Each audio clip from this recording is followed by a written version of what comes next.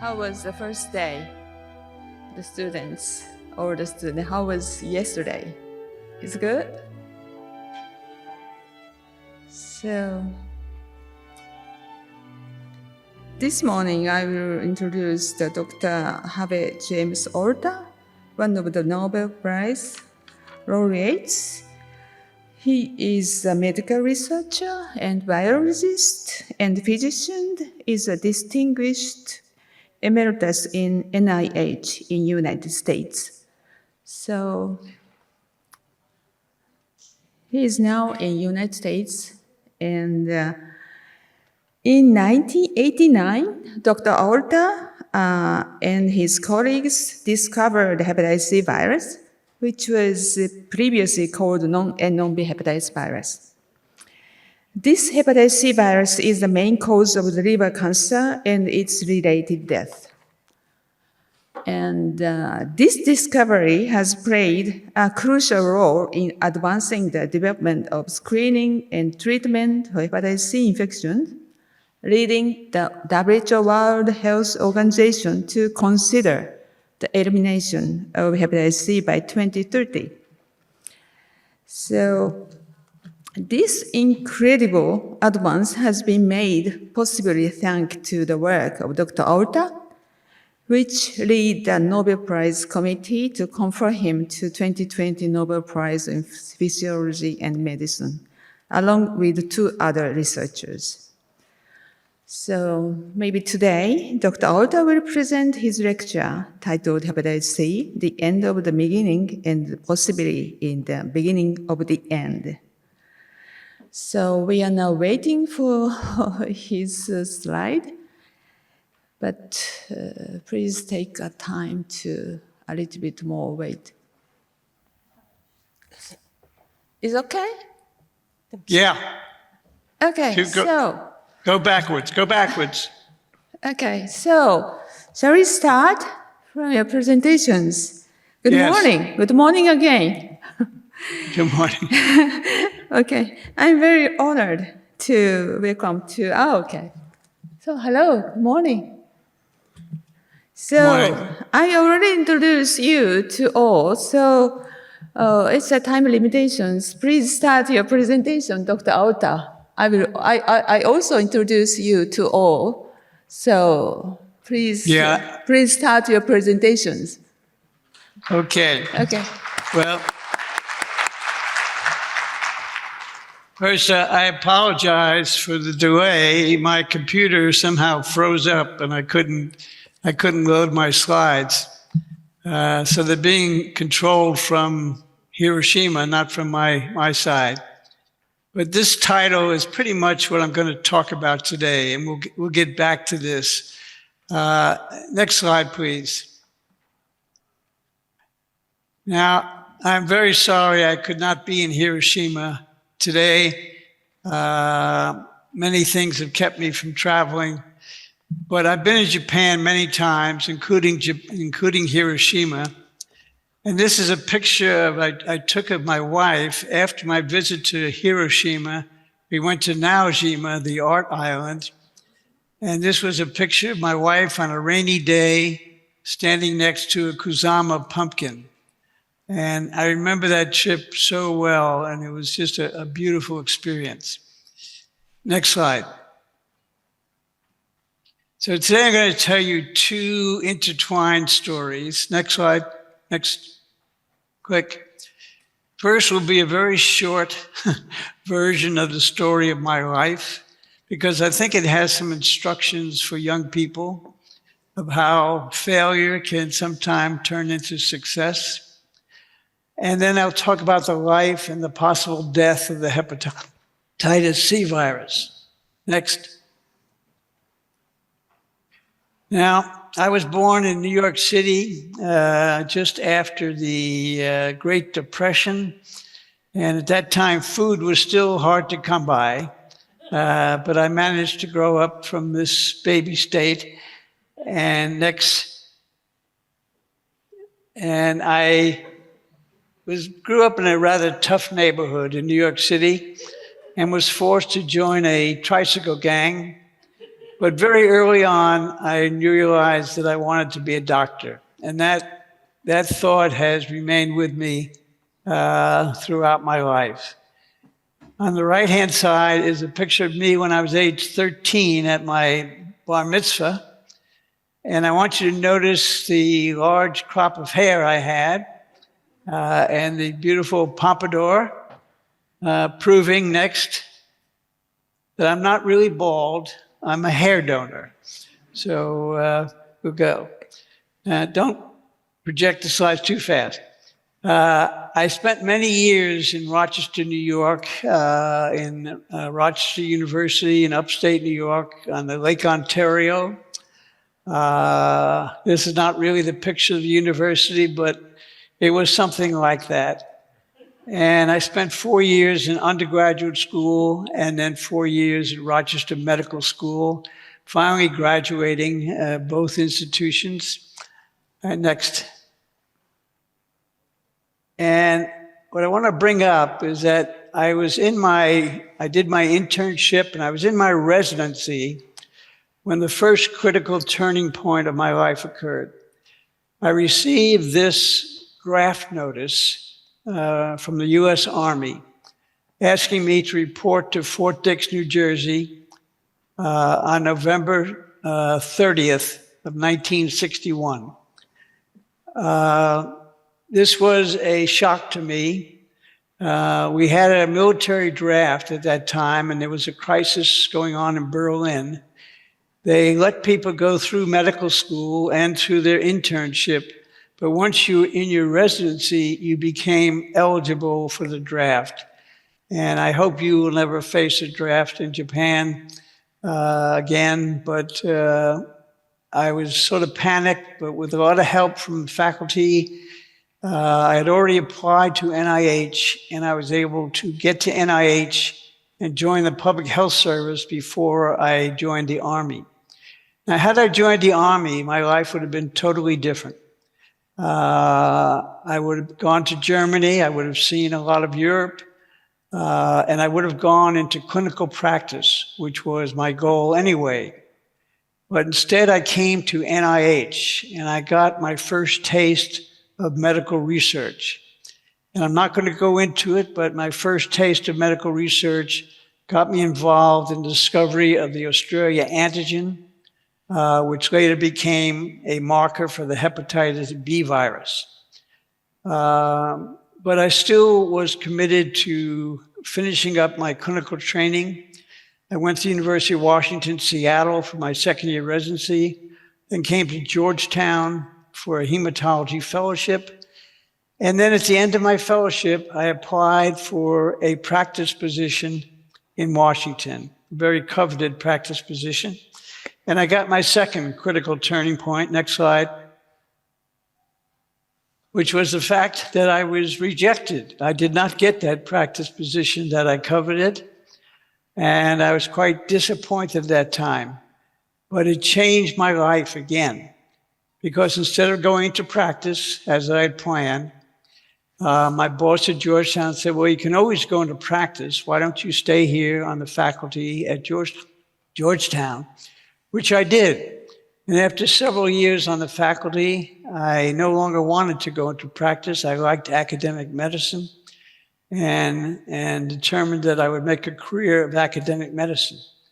But then in 1969, late 1969, I got a call back from NIH saying that the antigen you had found as a fellow was now very important because it was the hepatitis B virus. And would you like to come back and follow up on that work? And I jumped at that opportunity to come back to NIH because it was such a wonderful institution. Next slide. At the time I won the Nobel Prize, I received this congratulatory card that if you remember nothing else from my lecture today, remember this. The card said, there is no elevator to success. You have to take the stairs. This is crucial to your career development. You can't jump right into success. And stairs go up and stairs go down. There are ups and downs in your career. There will be ups and downs in your career. but you have to keep going on those stairs. You have to keep moving forward. Keep to your goals, and don't be so discouraged if you reach failure or are rejected for some reason. So I was now at NIH. Next slide. And I took control. Next slide. Of this study, this prospective study of open heart surgery patients. This study's goal was to determine the incidence and severity of post-transfusion hepatitis. It was not aimed at discovering a new virus. That came later, but that was not the initial goal. But it was a very important prospective study because we chose open heart surgery patients because they received a lot of blood, on the average of 17 units per case, because the heart-lung machine at that time required a large volume of blood to prime it. The key is that we followed patients every week or 2 weeks post-transfusion, and we had a pre-transfusion sample, and these were stored for later retrieval and testing. We also saved donor samples in case somebody got hepatitis. We could try to go back and link it to a specific donor. Now, all we could do back in 1970 was to follow patients, not just for clinical disease, but for liver enzyme elevations, indicating hepatic inflammation or hepatitis. We used the alanine aminotransferase, at that time it was called the SGPT, and we had that test, and we had serology for hepatitis B virus. But we did not yet have PCR or any of the more advanced technology. That came much later. Next slide. What we found first was that there was inordinately high incidence of post-transfusion hepatitis, over 30% prior to 1970. And this was due to the large volume of blood that these patients received, but also, next click, to the fact that John Walsh, a fellow in the blood bank at that time, did this study and showed that the main reason for the high rates of hepatitis was that we were using about half our blood supply. We were paying for blood from other states in the United States. We had no control over these donors. And these commercial or paid blood donors, if you got at least 1 unit of their blood, you had a 51% chance of getting hepatitis. Whereas if you got only volunteer blood, you had only a 7% chance. With this knowledge, we knew that we had to change the way we got our blood donors. And we were able to go to an all-volunteer donor system in 1970 and also add the first generation tests for hepatitis B surface antigen. And you can see that caused a precipitous fall in hepatitis rates from 33% down to just under 10%, even though the amount of blood used, shown in the rectangles, stayed virtually the same. Nothing we've ever done since that time has had such a big impact because we never had rates of hepatitis that were so high after this time. Next slide.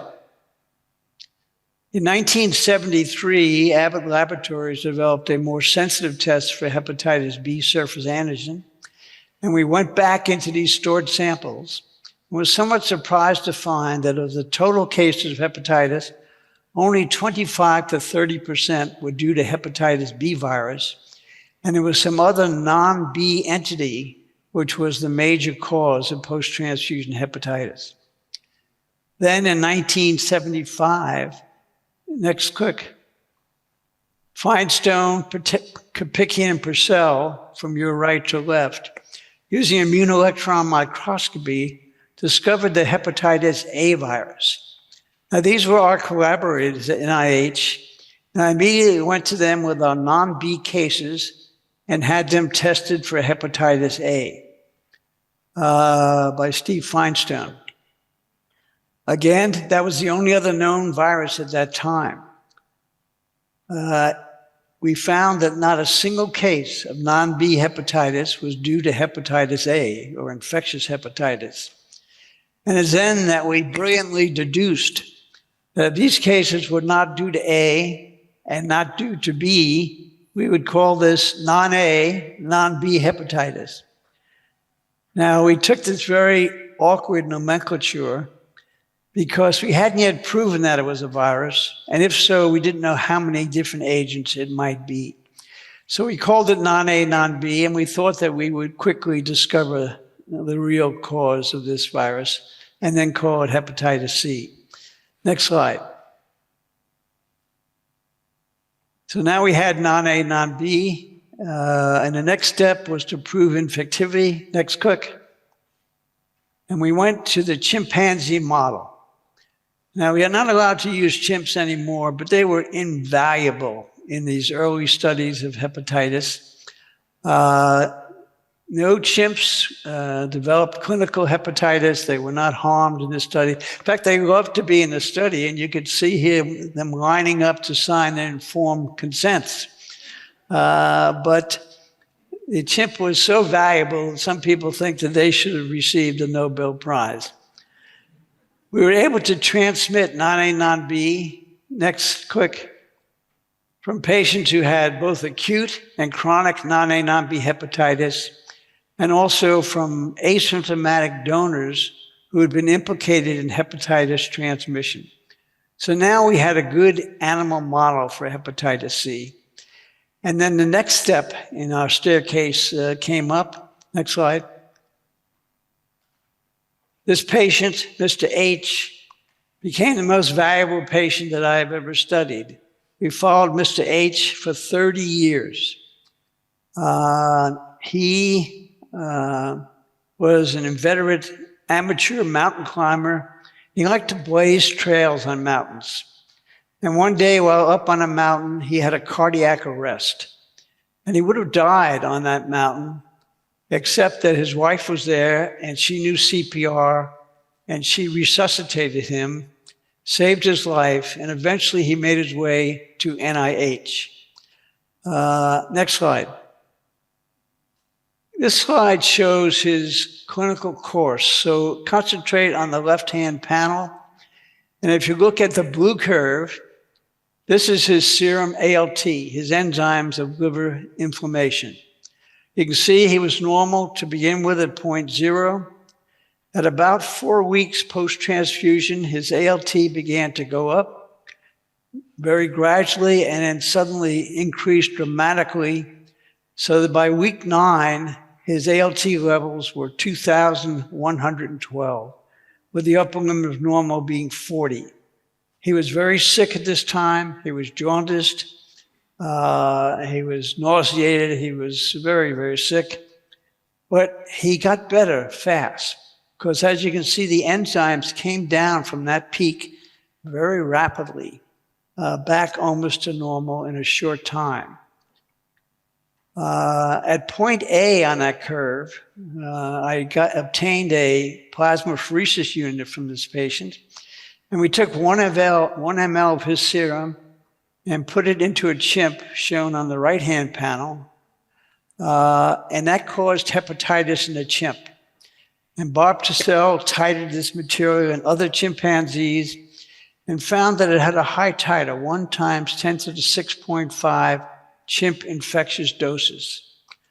A sample from point B, when he was at the peak of his enzyme elevations, was put into a second chimp in the middle panel on the right, and it did not cause hepatitis. And we think that's because when we did PCR later on, if you follow now this yellow line, this is the HCV RNA levels as determined by PCR. And you can see he was PCR negative at the beginning, but then had a blip early on at week 1. That was the virus in his donor that was passively transfused to the patient. It then got immunologically contained, but by week 4, the virus now had replicated in the liver and was being released back into the bloodstream and rose up to a PCR titer of 3 × 10⁶ genome copies per ml, almost the same as the chimp infectious doses. But then by point B, the virus was coming down very rapidly, and also antibody had developed so that most of the virus was immune complex and therefore not as detectable, or not as infectious rather. And that's why we think it did not cause hepatitis in the chimp. The bottom panel shows that it was immune complex, but we don't have to go into that. Next slide. So now we had two things. We had the chimp model and we had a titered infectious inoculum. That allowed us to perturb the inoculum, to do things to it, and then see if it was still infectious in the chimpanzee.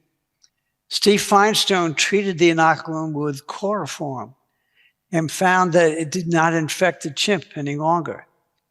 This told us that the virus must have essential lipid. Chloroform is a lipid solvent. So it said the virus must be enveloped and have essential lipid in its membrane.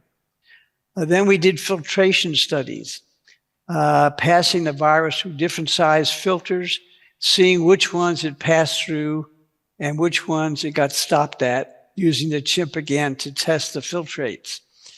This showed us that the virus was quite small, 30 to 60 nanometers. So even before we ever had seen the virus, or before it had been cloned, we knew that it was going to be a small virus that was lipid enveloped. And this narrowed the possibilities down to being these small RNA viruses, then called alpha or flaviviruses, sort of like yellow fever virus, a lot of other mosquito-borne viruses. It could have been a hepatitis B-like virus or delta agent, which depends on hepatitis B. But we had a lot of evidence that it wasn't going to be delta or hepatitis B. So it was either down to being a totally new class of viruses or one of these small RNA viruses, as it eventually proved to be. Next slide. While we kept trying to find more specifically to see the agent or develop a test for it, we did clinical studies that proved very important.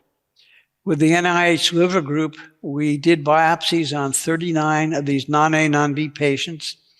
As you can see in the big circle, most of them had only mild to moderate disease, inflammation. Some had almost no inflammation, labeled chronic CPH or chronic persistent hepatitis. But 10% already had cirrhosis, and 13% had what was then called chronic active hepatitis, and this would have progressed to cirrhosis. Then over time, we did follow-up biopsies in some of these patients, and 20 of them, and 30% seemed actually to improve a little bit. This may have been a sampling error. 45% were stable, but 25% progressed to cirrhosis while under our observation. So in the end, we had 8 out of the 39 patients, or 20%, who developed cirrhosis. And this is a figure has held up. Somewhere between 20 and 30% of HCV-infected patients go on to develop cirrhosis, and the rest do quite well, perhaps for their entire lifetime. But of these 8 patients with cirrhosis, 3 died of liver failure. 3 others had very severe liver disease when they died of the underlying heart disease. So we now knew that non-A, non-B could progress to cirrhosis and could cause fatality. And this was a big shift in the field, and then people started to get really interested in non-A, non-B hepatitis. Next slide. So while the clinical severity now is becoming evident, over the next decade, we tried all kinds of serologic and enzymatic and radioimmunologic and even early molecular tests to find the specific, to develop a non-A, non-B assay. And we really couldn't do it. There wasn't enough antigen or antibody to detect it. We needed molecular biology, which was just coming into vogue in the 1980s, early 1980s. And that was eventually what brought the secret. Next click. So in my frustration, next slide, next click. I wrote this poem of frustration, next click, which I called I Can't See the Forest for the HBAGs. And it went, I think that I shall never see this virus called non-A, non-B, a virus I cannot deliver, and yet I know it's in the liver. A virus that we often blame, but which exists alone by name. No antigen or DNA, no little test to mark its way. A virus which in our confusion has forced us into mass collusion to make exist just by exclusion. But is it real or an illusion? Oh, great liver in the sky, show us where and tell us why. Let us see, send us thoughts that will inspire us. Let us see this elusive virus. If we don't publish soon, they're going to fire us. Well, that poem, which I presented at a national meeting, seemed to have an impact because shortly after that, next slide, the Chiron Corporation, under the leadership of Michael Houghton, cloned the non-A, non-B agent. They started out by extracting RNA from a plasma which was known to be infectious in the chimp. They pelleted the virus, took out the RNA. Next slide, next click. They then reverse transcribed the RNA into cDNA, cut that up with restriction enzymes, and then importantly put these fragments into a phage GT11 expression vector. This is a vector which would not only carry over the genomic information, but would express any protein coded for by that gene. They then infected E. coli, next slide, allowed E. coli to grow in agar, and after the growth, they lysed the E. coli, and the lysate was absorbed onto filter paper. And then they made the assumption that there would be an antibody in patients who had chronic non-A, non-B, or who had recovered from non-A, non-B, even though no antibody had ever been previously found. The story goes that over 6 years, they tested 6 million clones.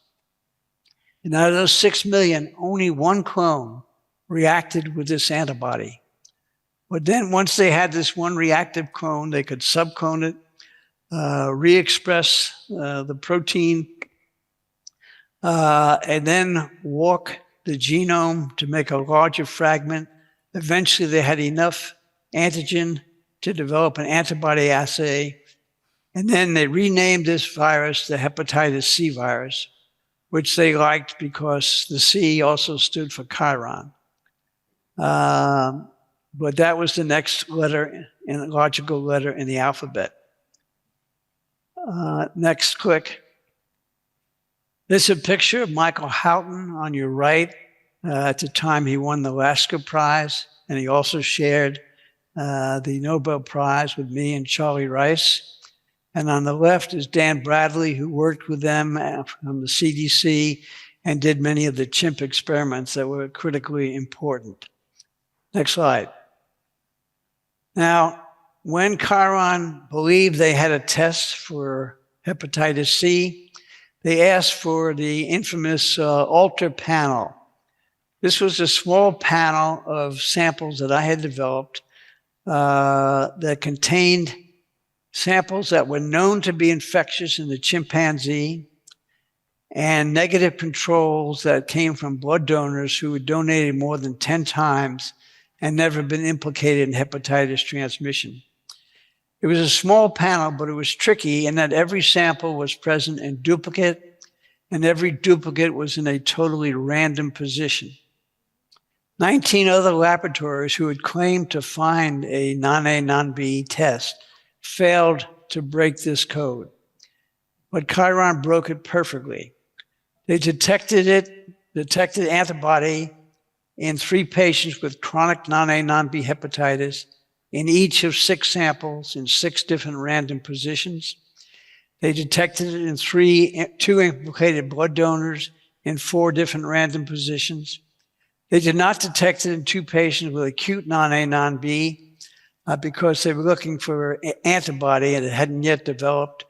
not for virus, but later these patients seroconverted for antibody. And importantly, they didn't find it in any of 7 negative controls in 14 different random positions. So they had 100% record on this coded sample. Next, quick.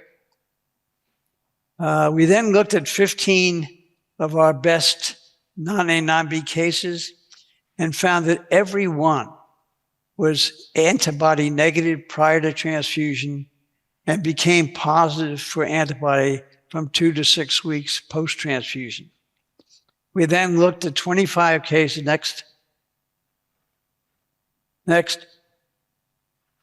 We then looked at 25 cases where we had the blood donor samples, and we found a positive donor in 80% of these cases by 80% had antibody by a first-generation assay. It went up to 88% with the second-generation assay. So we could predict now in the late 1980s that if we introduce this test, we might prevent 90%, near 90% of post-transfusion hepatitis. And indeed, next slide, that's what happened. I've shown you the left-hand, this slide when we had the very high rates. Gradually over the years, the rates came down as we used less and less blood per case and as we used different surrogate markers. And by 1990, our rates had come down to 4.1%. But that's when we introduced the first generation test for hepatitis C. That dropped the rate to 1.1%. In 1992, we had a second generation assay that dropped the rate down to 0.3%. And by 1997, we reached virtual zero. We've now followed about 1,000 more patients for HCV RNA, antibody, and for hepatitis B DNA, and haven't found a single case of hepatitis since the 2000s. Next slide. Now, we can estimate from the various incidents over the years that blood transfusion in the United States may have transmitted near 5 million HCV infections. These are not clinical cases, these are infections in the 2 decades from 1970 to 1990.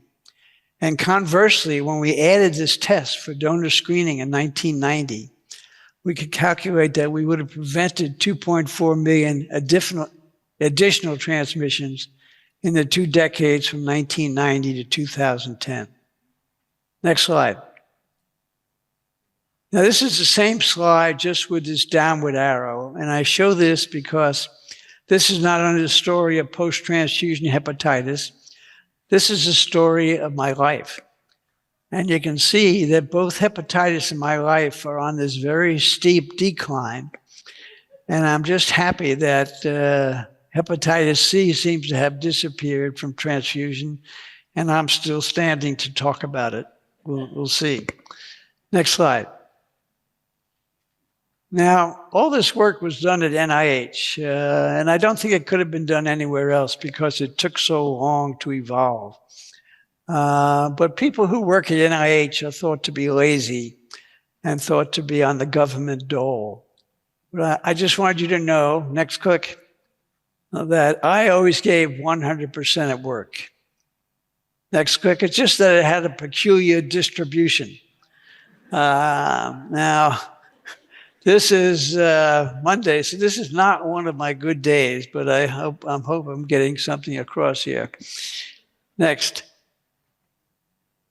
Now, as we studied hepatitis C, as many investigators in Japan have, and I've worked with many people in Japan, Kendo Kiyosawa, Dr. Mizukami, Yasuo Tanaka, and many others, hepatitis C post-transfusion seemed to break down into 3 different categories.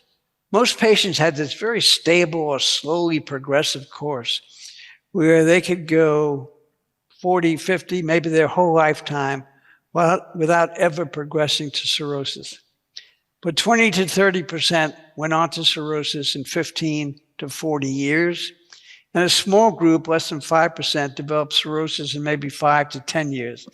I think these latter patients were patients who had coexisting disease, maybe alcoholic disease, or now NASH, which we didn't know about at that time.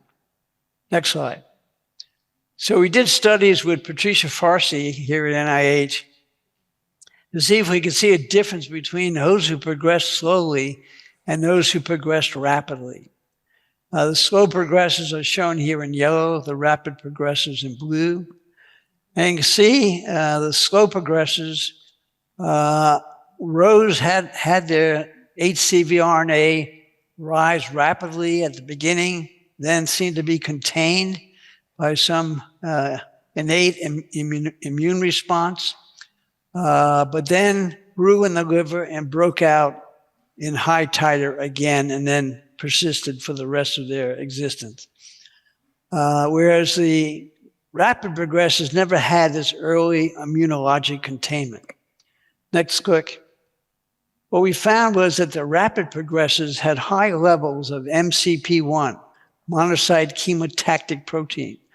This is a pro-fibrogenic chemokine that both attracts stellate cells and is produced by stellate cells. Now, stellate cells are the liver cells that make collagen when they're activated by the virus, by this MCP1. They make collagen that gets laid down in the liver and leads to fibrosis. Next click. On the other hand, slow progressors did not have these high levels, but they had increased levels of interferon gamma and MIP1 beta in both the acute and chronic infection. And these are the good cytokines. These are the anti-inflammatory cytokines, the ones that help control viral inflammation. Next slide. During this time, I was married, and at one time my wife said to me, next click, she said, "You are the answer to my prayers." But then she went on to say, next, "You are not what I prayed for, but apparently you are the answer." Well, I forgave her for this, and we're still married. Next slide. Next slide. Now here's a study we did. I want to jump on to hepatocellular carcinoma. This is a study we did with Dr. Mizukami and Dr. Yasu Tanaka at that time in Nagoya, in which they did a molecular clock comparing patients in Japan who predominantly had genotype 1b hepatitis C and those in the US who predominantly had genotype 1a. The molecular clock allows one to determine when a virus, a particular genotype, diverged from a common ancestor, and then when it spread rapidly within a population. And what you can see in Japan, as shown in the red line, is that hepatitis genotype 1b diverged from a common ancestor around 1880. And it was then quiescent until the 1930s and 1940s, when it began to spread rapidly in the population. Now, what was happening in Japan at that time was you were at war. You're at war with China and then with the Allies. We learned after the fact that soldiers were shooting up using common needles to inject amphetamines prior to battle, and they were thus sharing viruses through needle stick. The epidemic in Japan has now settled out, but in the US, shown in the yellow line, our epidemic started in 1910, was then quiescent until the 1960s and 1970s and 80s, when we had our needle-sharing epidemic due to drug addiction. This is what has spread hepatitis C in the United States and other parts of the world. But in the US, it's still an ongoing problem. That's still the main way in which hepatitis C is being spread. The important point of this slide is that there's a 30 to 40-year difference in these two curves. And that's important. Next quick. because Japan has an 8 to 10-fold higher incidence of hepatocellular carcinoma than we do in the US. It was predicted that by the Japanese that we in the US would have the same rates when we had the virus for as long as you do. And that proved to be true. Next slide. This is a study by Dr. El Sarrag at Baylor University, which he measured the rates of hepatocellular carcinoma in the late 1970s compared to the late 1990s, and showed a threefold increase in HCC incidence over that time. And shown on the right is the fact that all that increase was due to hepatitis C virus, not to hepatitis B or to other causes. They predicted in 2009 that unless there was some change in the standard of care, the number of cases of advanced liver disease and hepatocellular carcinoma by 2029 would be fourfold higher than they were in 2009. And that would have happened, I'm sure. Next slide.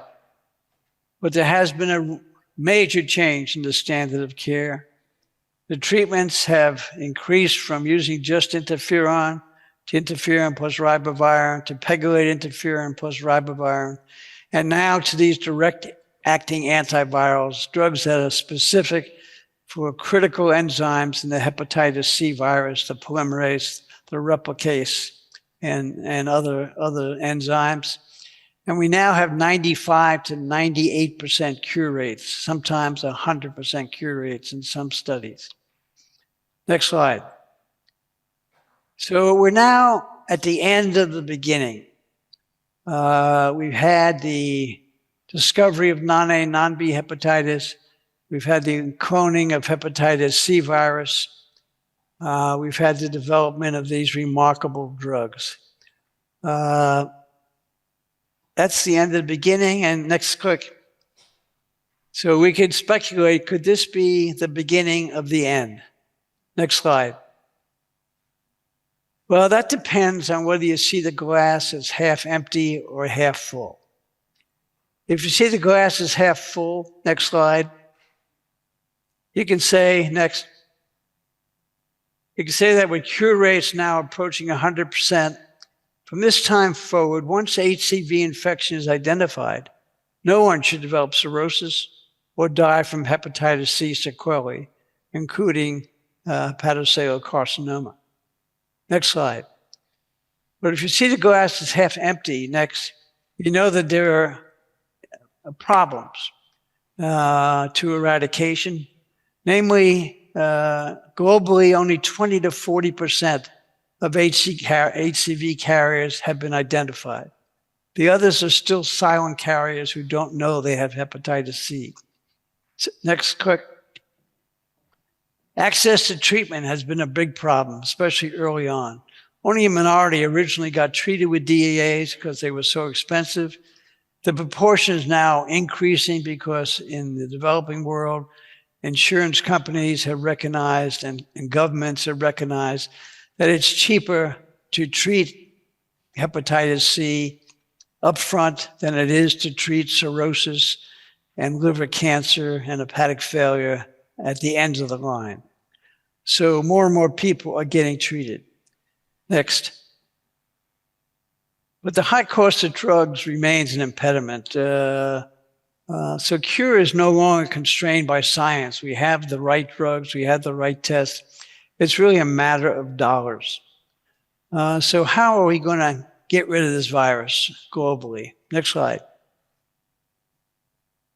Next slide. Next click. Well, we're going to have to do a test and treat strategy until we have a vaccine, which has not been forthcoming. We have to do massive global screening, preferably with very rapid assays, so that you get your answer while you still have the patient in hand. Next. Next click. And then ideally, immediately deliver the first month or two of these drugs that are so safe that you don't have to worry about side effects virtually no side effects. So you can give the patient the drug, have them come back in a month to be checked, and then 2 months, and then they're done. Maybe 3 months. So the bottom line, next slide, next click, is what we need now is the political, the corporate, and the moral will to make this happen. It's not easy. It's going to take a lot of resources, a lot of money, but it can be done. And to prove it can be done is, next slide, is Egypt. Where one country is worth 1,000 speeches. Egypt has actually done this. The country said, we have the obligation to treat the population. And they set up a program in 2014 to screen the entire Egyptian population, to find out who was PCR positive, and then to treat those patients free of charge. They were able to do this because they got permission from the patent holders of the drugs to develop their own drugs. So Egypt had a company that made their own antivirals at a very low cost, about $3 for the entire treatment course. They charged $10 to the government, and the government said at $10 a treatment, we can afford this, and we're going to treat everybody we find positive. Next slide. So this is the tip of the iceberg of hepatitis C. Many cases have been now recognized, but even more cases remain under the water, unrecognized. But in Egypt, next click. Next. They treated over 2 million patients between 2014 and 2018. Next. They brought over 2 million, or 98.6%, to a sustained virologic response, which is tantamount to a cure. Next. They did this at a relatively low cost, $50 to $120. That's the cost of the drugs, the cost of the testing, the cost of setting up the infrastructure. But $120 to cure is incredibly cheap, affordable by most developing world, still too expensive for most of Africa. And next slide. And they feel they still have another over 2 million people who have undiagnosed hepatitis C infection that they're trying to find right now. So it's sort of remarkable what they've done. It's a model for what can be done.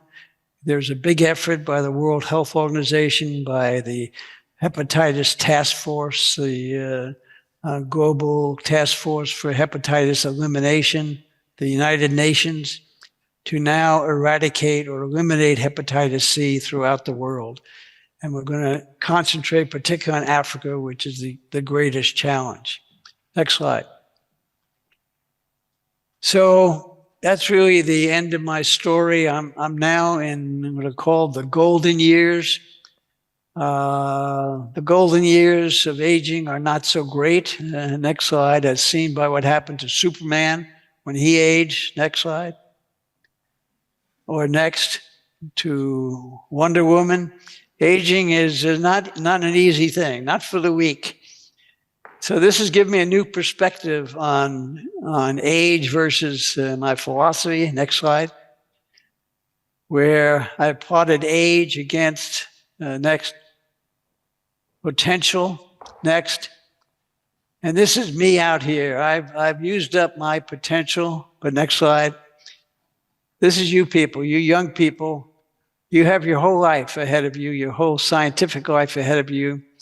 So much opportunity, so much knowledge out there, so much still to be learned, so much excitement of learning science and doing science. I wish I could trade places with you. I'd go back and start over again if I could.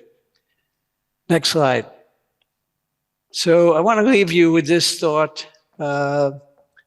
I show this slide to young people. It's the picture of the hedgehog.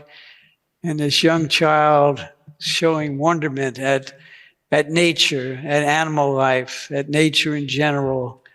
I want you to show wonderment in the world around you, particularly the scientific world, in all you can learn, all you can do, and don't be discouraged. So whenever you get discouraged, think of this hedgehog and go on. I wish you great luck in your careers. Thank you very much.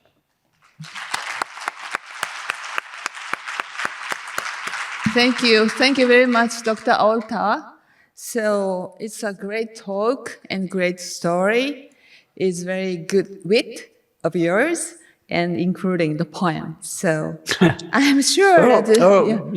Jungsa, can I have Jungsa?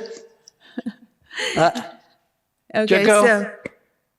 Junko, I forgot to... I'm sure that Dr. Alta's lecture has generated some reflection among us and gave us great questions. So we have to move to the question and answer sections. So is there any question from young researchers? Or she raised her hands. So orange shirts. Right, so Dr. Alta, she will give a question to you. Hi, good morning. I'm Pia from the Philippines. Thank you for that presentation. Like, it really gave us a glimpse, sort of how science can really evolve in like a long time.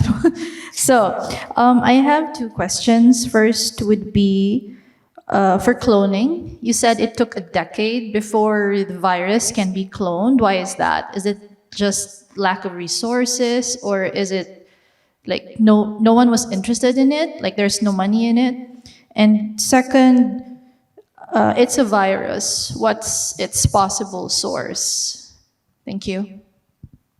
Okay. Well, the reason it took a long time was because our state of knowledge was not sufficient. You know, we found this in 1975, and even up to 1985, the molecular biology, you young people do molecular biology in high school, but we didn't know about molecular biology. We didn't have PCR. We no way to amplify the virus. So we were hindered by the lack of technology.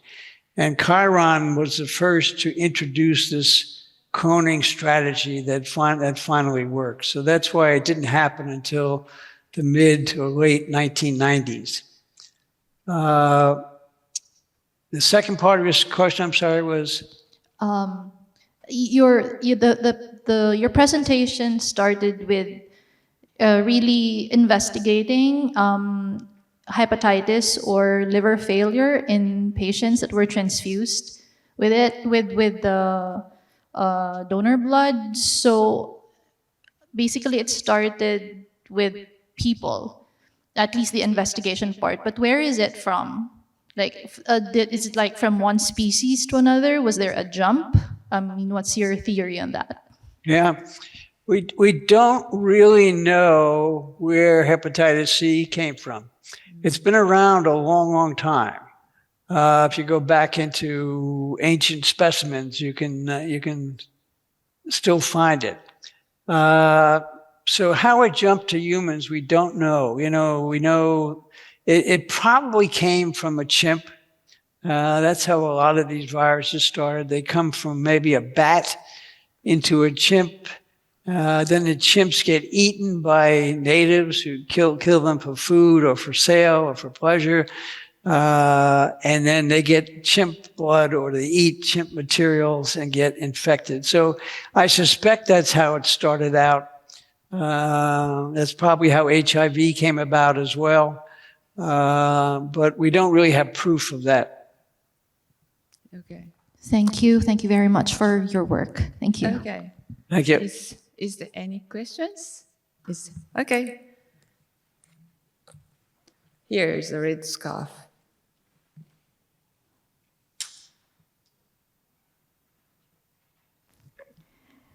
Thank you very much. It's really great to hear your story and also Hepsi's story. So thank you very much for sharing with us. I really loved your slides about the work ethic of government employee. I myself is a government employee, so yeah, I think I will take that to my boss. 5% on Friday. Yeah, that's really great. So speaking of which, actually, you know that sometimes the research policy or direction in government institution, it's mostly probably, I can say, top-down, and it's very rarely bottom-up. I don't know if that's the case in NIH, but if that's the case, or have you ever experienced that at some point in your life? And if so, how did you manage to kind of like escape from that constraints just to keep doing what you do? Thank you very much. Good question. I have not encountered that. 'Cause I've been in an ivory tower here at NIH where the whole institution is geared around research. And most academic institutions now are also, people are funded a lot through NIH. 90% of the money that NIH gets from the government goes out to universities. Only 10% stays here on campus. So they're forcing research throughout the country. Now, Japan has something similar, and National Institute of Health of Japan, I'm not sure that's the exact name, but they have something similar. And you have incredible research coming out of Japan.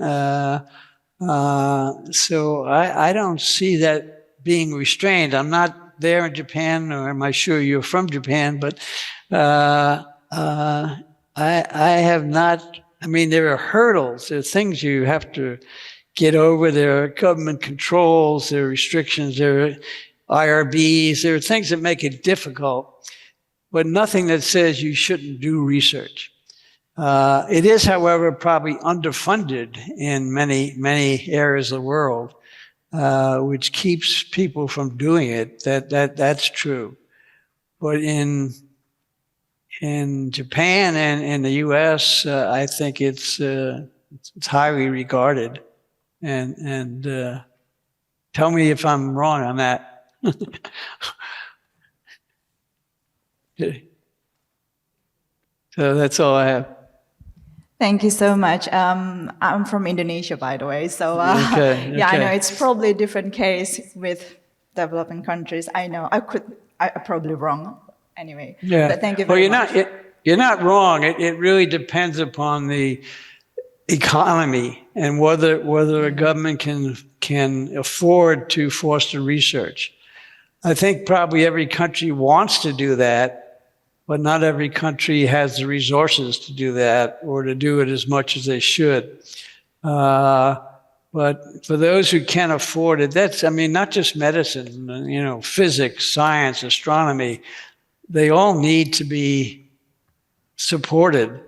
And there's so many amazing discoveries. I read the journals now and the commercial journals. It's just every day something new is being discovered through research. So, and a lot of commercial companies now are doing very high-power research. They used to be thought of not so good, but now the companies can do things that the universities can't do. They have the resources to do it. So, okay, it's your job to get Indonesia moving. Yeah, so Dr. Uta, there is almost 100 young researchers from Africa and Asia countries now. So they are attending now, right? Thank you very much. You're welcome.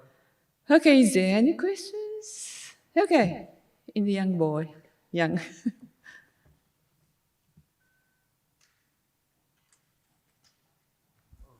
Thanks, professors. I'm a clinical medical student from China, and I noticed that you cooperate with many different scientifics in your discovery of HCV. And we all know cooperation with the other scientists is an important way to get successful scientific research. Could you share some insights to how to maintain close cooperation with other scientists?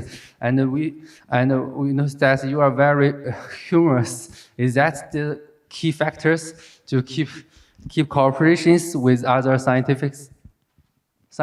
Yeah. Thanks. Yes, that's a very key question and point. Collaboration is so important. It is these days when the science is so and the technology is so advanced, you can't know everything. You can't do everything yourself, and you'll see papers that have multiple authors because you're almost forced to collaborate. But collaboration is wonderful because you learn things. Your collaborators become your mentors.